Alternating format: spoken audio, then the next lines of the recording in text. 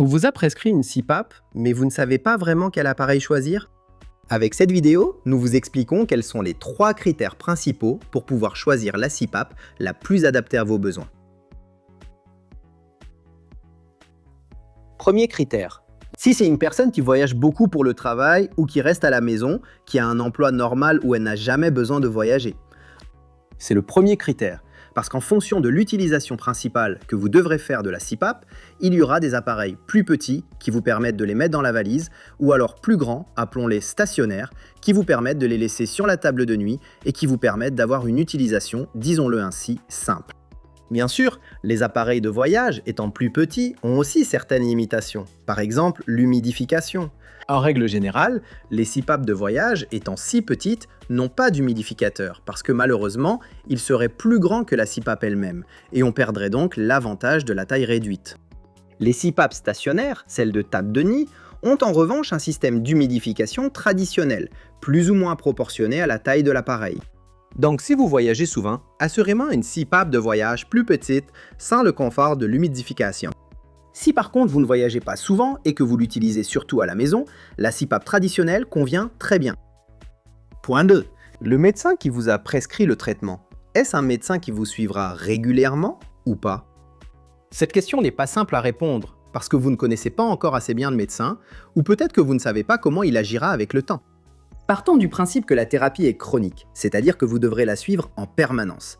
Il est donc important d'avoir un médecin qui vous suive de manière régulière, un médecin qui par exemple tous les 6 mois ou chaque année réévalue votre thérapie pour une raison simple. Le plan thérapeutique qu'on vous a prescrit convient à un moment précis de votre vie, où vous avez un niveau de stress spécifique, un poids corporel spécifique et, de toute façon, une condition physique bien particulière.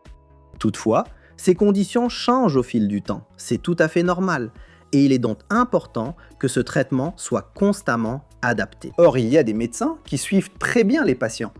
Alors dans ce cas, il existe des CPAP bien spécifiques qui disposent d'algorithmes constamment réglés manuellement par le médecin. Ces CPAP garantissent un résultat optimal.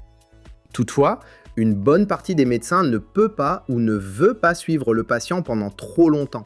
Il est donc important que le patient choisisse un appareil qui lui permette de suivre un traitement efficace, je dirais de manière presque autonome.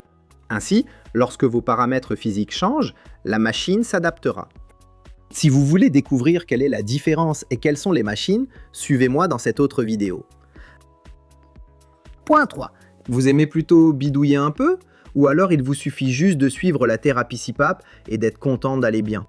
Il existe ces 2 grandes catégories d'utilisateurs qui, dans certains cas, préfèrent voir comment se déroule la thérapie, peut-être avec une sorte de gaming, une sorte de jeu, par exemple avec des applications à distance qui permettent de voir en tout temps l'état de son propre appareil, ou alors il vous suffit de suivre une thérapie efficace avec laquelle vous dormez bien et vous vous réveillez bien.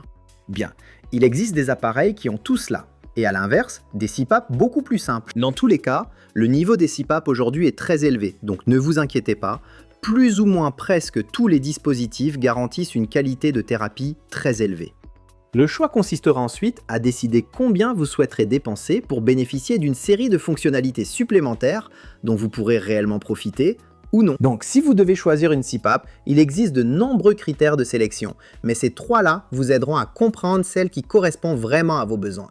Et n'oubliez surtout pas que la CPAP la moins chère et la plus chère ne sont pas forcément la plus mauvaise ou bien la meilleure.